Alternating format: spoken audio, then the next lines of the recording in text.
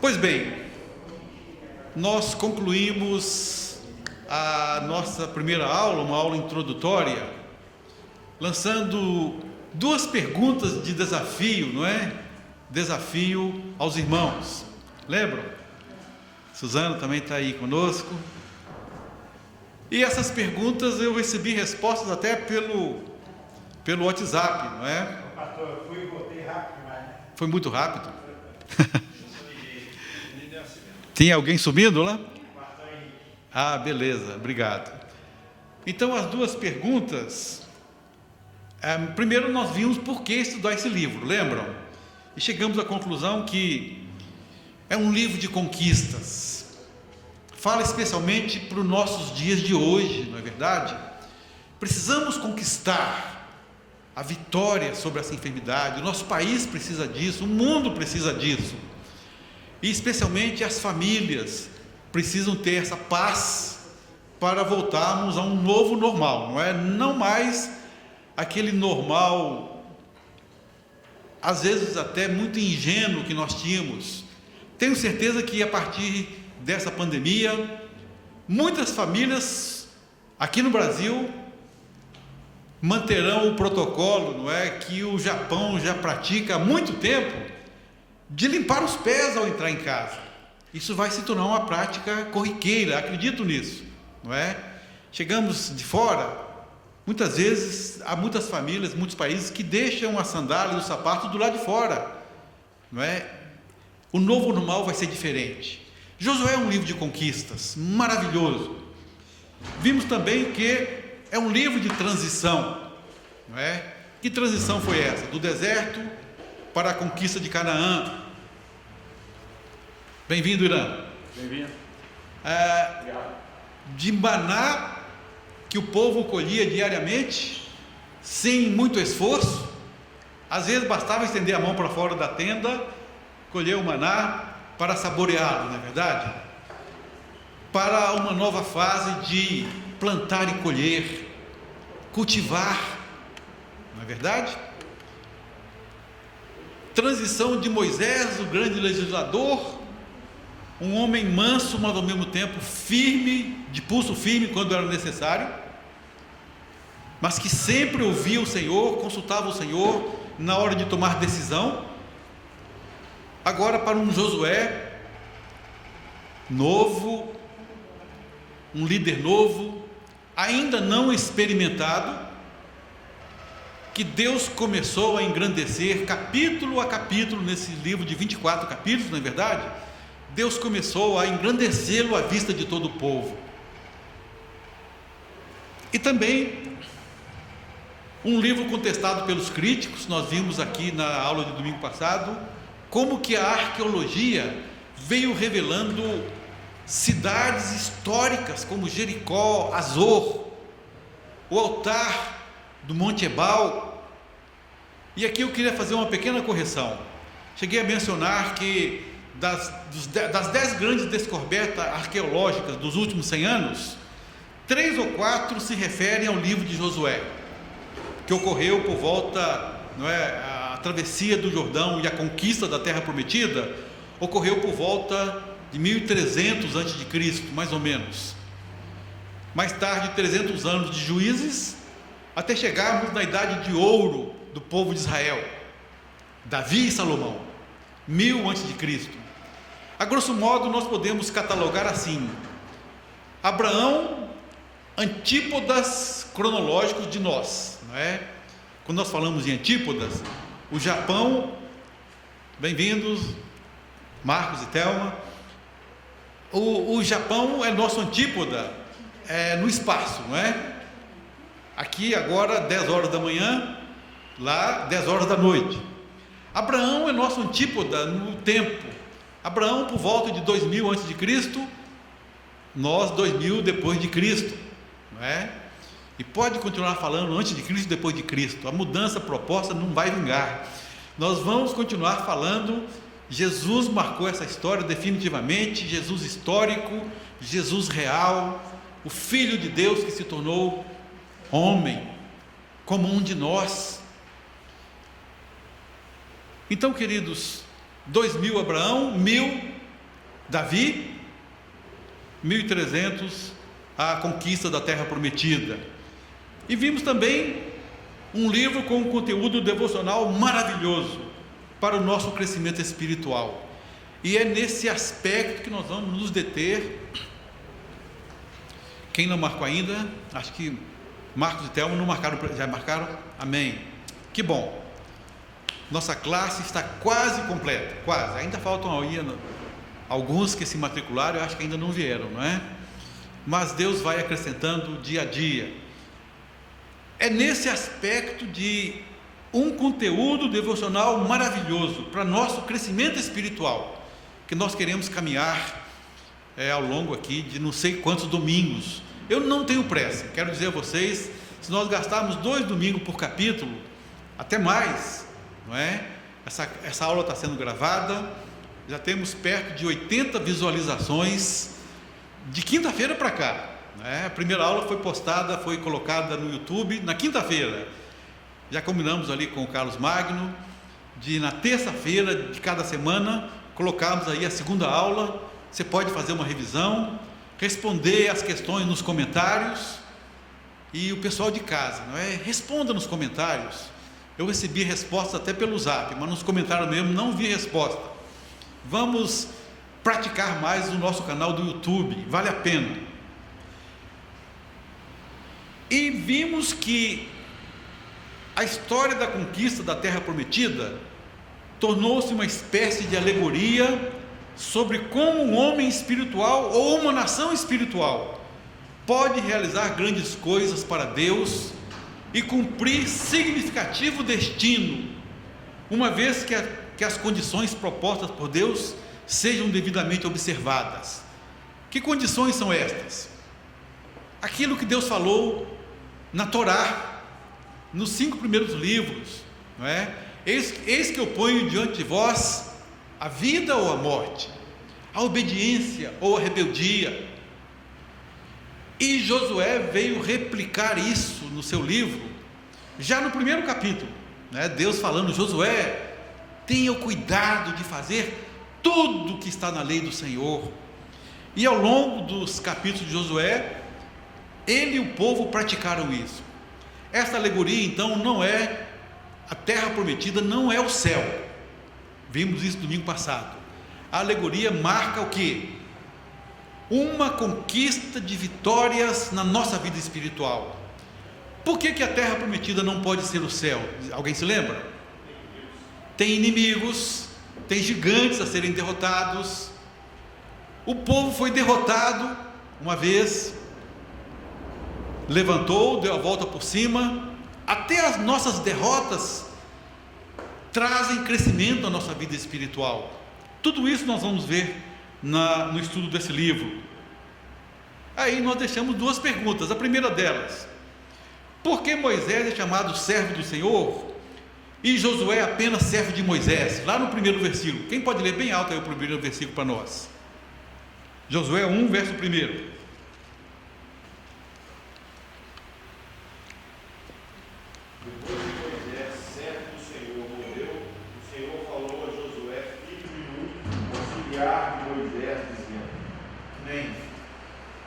Olha o que o autor escreveu, hein? Se foi o próprio Josué, ele estava fazendo ali uma autocrítica. Morreu Moisés, o servo do Senhor. Deus veio e falou a Josué, filho de Num,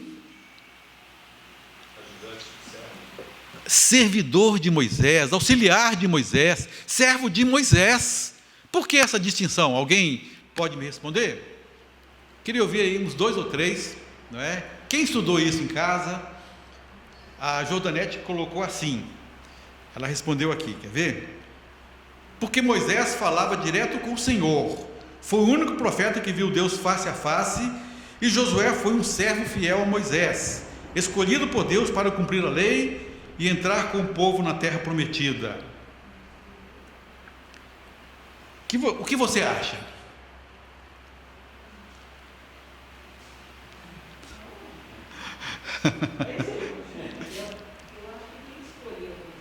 Sim. Sim. Moisés.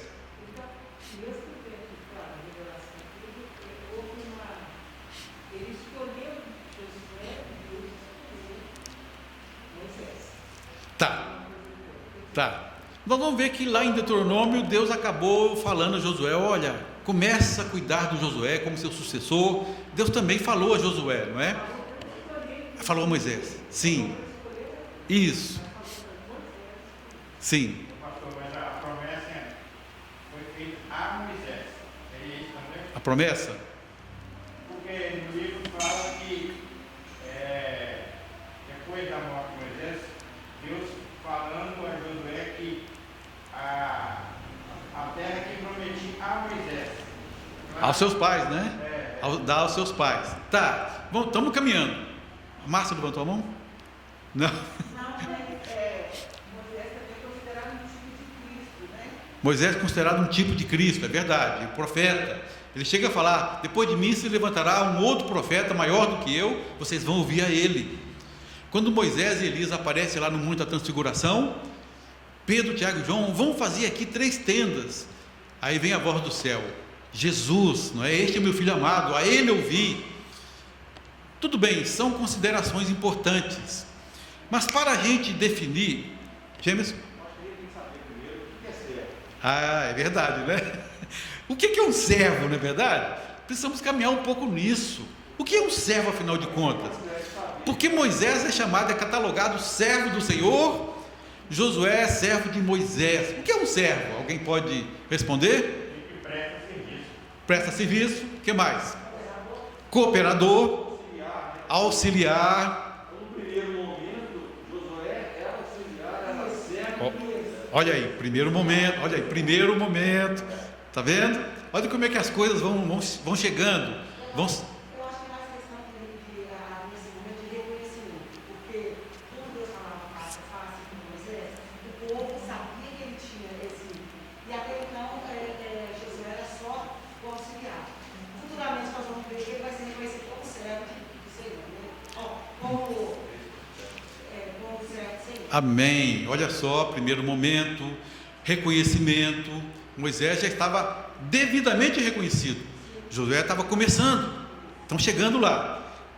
O dicionário costuma catalogar servo assim, ó, definição do dicionário: aquele que não é livre, não tem direitos e bens.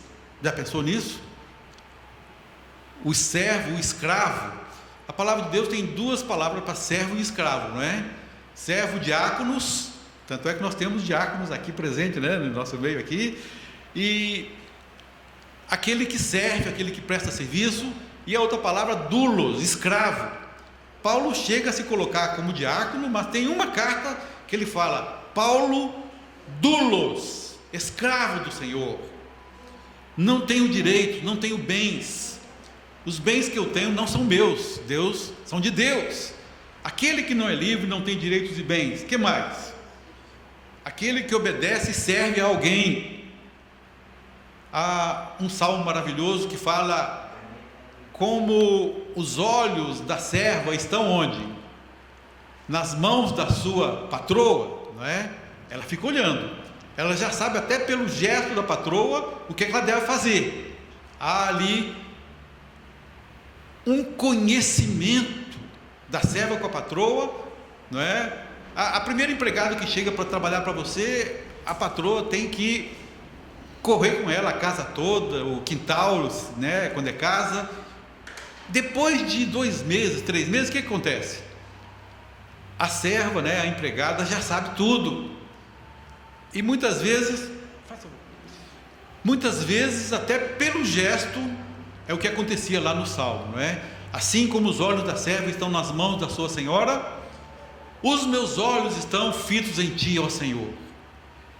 Aquele que obedece e serve a alguém, aquele que está sujeito aos poderes de um senhor e dono, não é? Há um senhor e dono. Eu lembro que uma vez a revista Ultimato publicou e trouxe ali a gente chamava antigamente de facsímile, né? Facsímile era aquela reprodução exata no caso era uma certidão de posse, certidão de propriedade, e dizia assim: 1800 e alguma coisa, fulano de tal tem uma gleba de não sei quantos alqueires ou hectares, tanto de gado e tanto de escravos. Fazenda, gado, escravos, tudo dentro da mesma nomenclatura, não é? O escravo não tinha direito, ele estava submisso, sujeito aos poderes de um senhor e dono. Queridos, será que para servirmos a Deus é assim? O que vocês acham? O servo do Senhor é desse jeito? Não tem direitos? Não tem bens? Não tem vontade própria? Né? Aquilo que Paulo fala, estou crucificado com Cristo, de forma que já não mais vivo eu, Cristo vive em mim. Tem que acontecer isso. Queridos, quer servir a Deus? Você quer ser um servo dedicado do Senhor? Esteja preparado para renúncias. Renúncias. Aquele que não renuncia, querido, não é servo. Quem não abre mão de direitos, de coisas, não é, de prazeres do mundo até, não vai ser servo. Moisés experimentou isso. Moisés experimentou isso na sua vida, não é? O que mais? Na Bíblia éramos servos de Satanás, ou não? Efésios 2, de 1 a 3 fala: ele vos deu vida, de que maneira? Quando vocês estavam mortos, bem-vindo, Robin, nos vossos delitos e pecados, nos quais andaste outrora, de que maneira? Seguindo o curso deste mundo, obedecendo, não é, o príncipe das trevas. Nós, sim. Essa analogia é verdade. Ele abriu mão de servir Faraó, não é? Renunciou, olha a renúncia, bem lembrado, renunciou o fato de ser, possivelmente, né, de poder ser chamado filho da filha de Faraó, ascendente ao trono, possivelmente, não é? Um dos ascendentes ao trono. Hoje catalogamos aí, ó, Príncipe Charles I, que tem direito ao trono da Inglaterra. Talvez nem vai assumir, porque a rainha não abre mão nunca de reinar, não é? Então, o Charles envelheceu e talvez nem assuma o trono, não sei, pode acontecer. Mas assim, Moisés poderia ser ali o primeiro ou o segundo com direito ao trono, não é? Educado em toda a cultura do Egito. Hebreus fala que ele renunciou, abriu mão, achou melhor servir a Deus do que servir o Faraó, não é verdade? Então nós também éramos servos do pecado, servos de Satanás. Jesus veio e nos resgatou. Automaticamente nos tornamos servos de Cristo? É automático?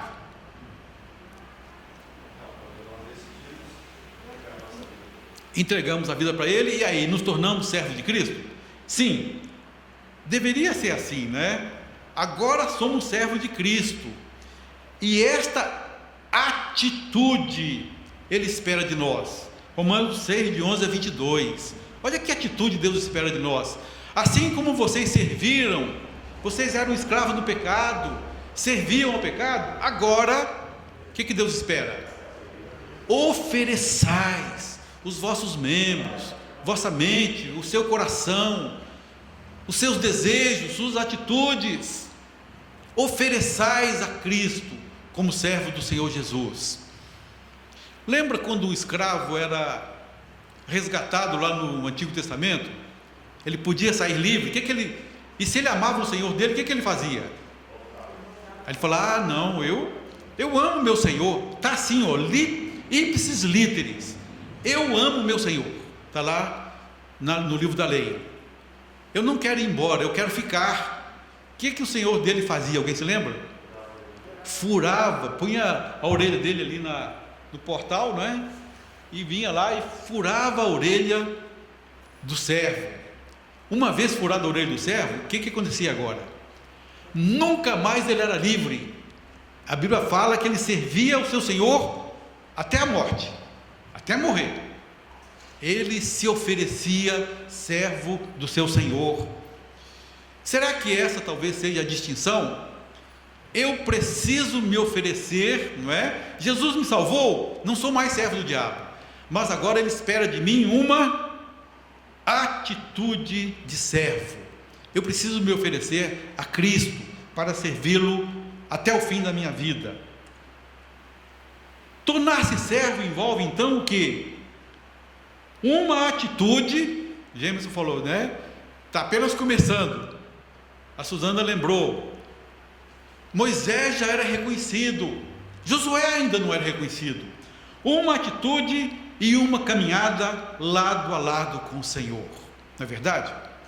Josué caminhava, Moisés caminhava, dia a dia. Deus falava com Moisés face a face. Outra tradução fala assim, cara a cara, uma tradução mais mineira, né? Mais mineireza aqui.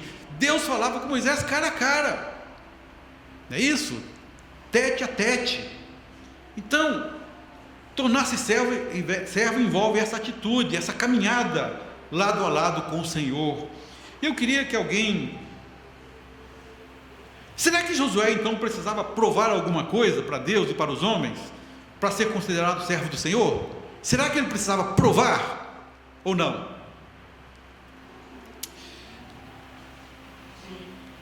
De certa forma sim, não é? Deus começa, a Bíblia fala que Deus começa a engrandecer Josué, e Josué, na sua atitude de fé, de desafiar o povo, santificai-vos, amanhã o Senhor fará maravilhas no meio de vós. Povo, vamos caminhar, que nós vamos passar este Jordão a seco. Josué, mas as enchentes estão transbordando, como é que nós vamos? Vamos caminhar. Na sua caminhada, não vou dizer que ele precisasse provar, não, mas ele acabou sendo reconhecido como Moisés foi reconhecido. Ele acabou conquistando, não é verdade? Deus engrandeceu Josué. Nós vimos aqui, não é? Que houve renúncias. Josué precisou também mostrar as suas renúncias para liderar aquele povo, e acabou, entre aspas, provando que ele era um servo do Senhor. De que maneira? Sem dúvida, ele já era servo do Senhor quando foi enviado como espia, ou não? Já era servo do Senhor, estava começando. Naquela época, Caleb ainda era mais proeminente que ele. Lá em Números 14, Deus chama Caleb uma única vez e Josué não. Caleb me honrou, e Caleb demonstrou mais ousadia do que o próprio Josué. Mas como o Senhor escolheu Josué para liderar o povo, e falou Moisés, Josué, treina Josué que ele vai liderar o povo, e então Caleb precisou se submeter à liderança de Josué futuramente. Caleb demonstrou isso, não é? Submisso à liderança de Josué. Mas Josué já era um servo do Senhor, na sua fé nascente, na sua demonstração de fé em relação aos 10 espias que foram incrédulos ao espiar a terra. E tem mais um. Foi na sua caminhada com o povo de Deus que isto se tornou visível, patente, demonstrado que Josué era um servo do Senhor. Quem pode ler Josué 24:14? Josué 24:14 e 15. E depois o outro leia o 29, tá?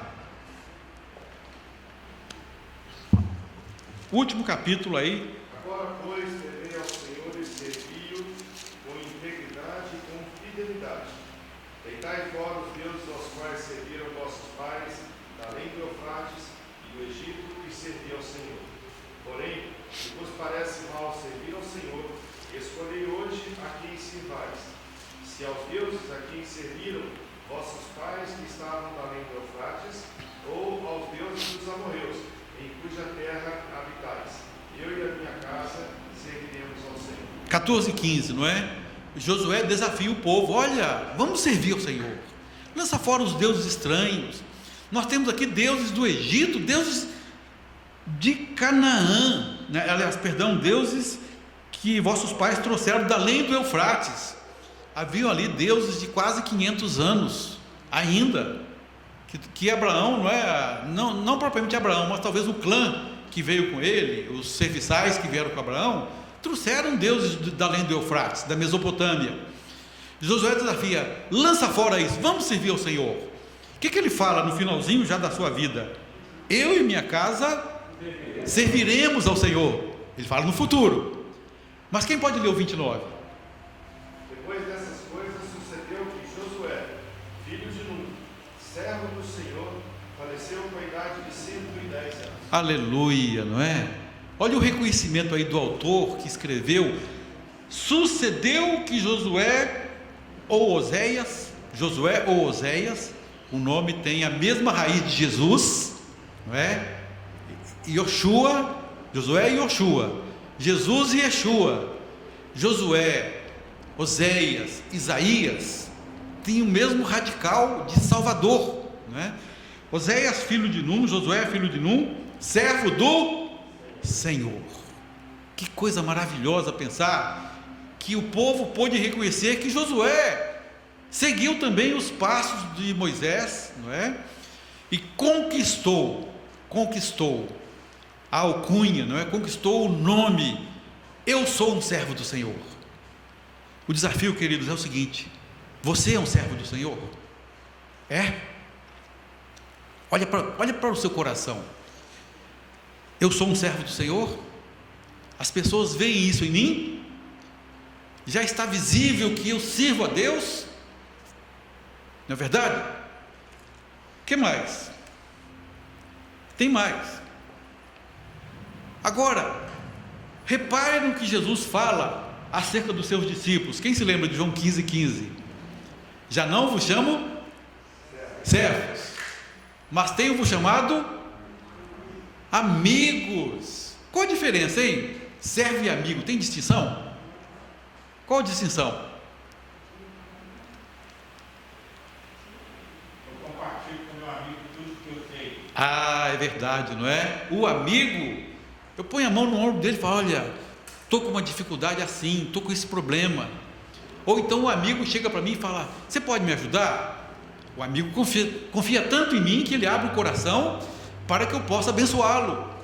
Jesus, ali nos 4 dias finais, na semana final, Jesus fez o que o povo de Israel precisava fazer 4 dias antes da Páscoa. Quem se lembra?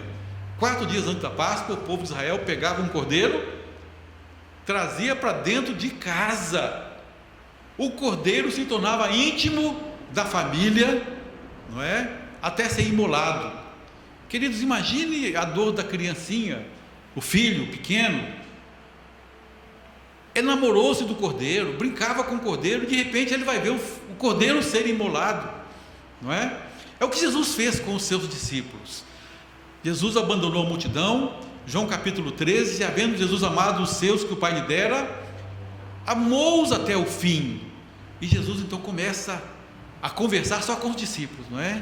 Jesus então tem uma comunhão íntima com os seus discípulos. Olha, vocês não são servos mais, vocês agora são amigos.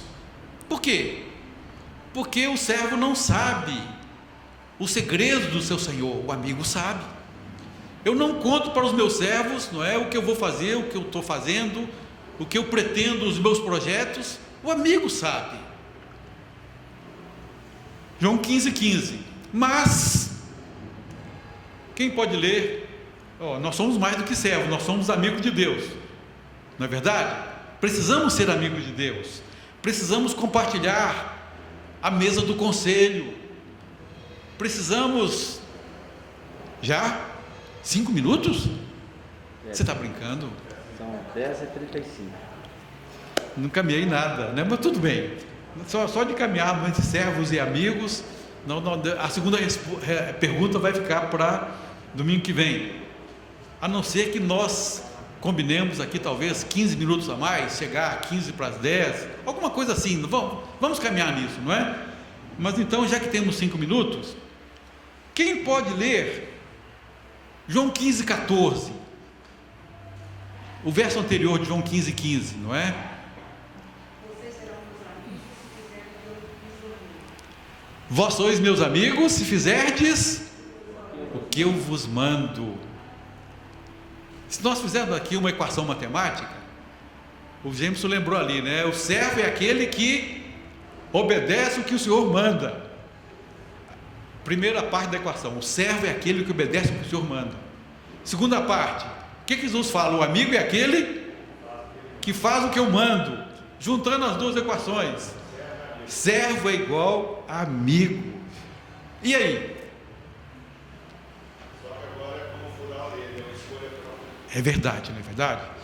Eu preciso chegar diante do meu Senhor e falar: Senhor, eu quero te servir, eu quero participar da mesa do teu conselho, eu não quero sair por aí anunciando profecias falsas, eu quero ouvir o que o Senhor fala para abençoar outros.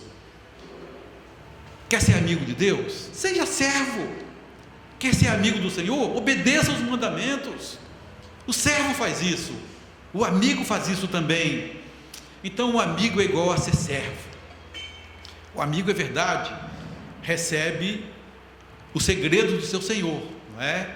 Por isso que Jesus acaba unindo as duas equações numa só, para mostrar: olha, vocês são meus servos, vocês são meus amigos, eu quero compartilhar profundidades com vocês. Está aqui a minha palavra, beba dela, venha para a mesa do conselho.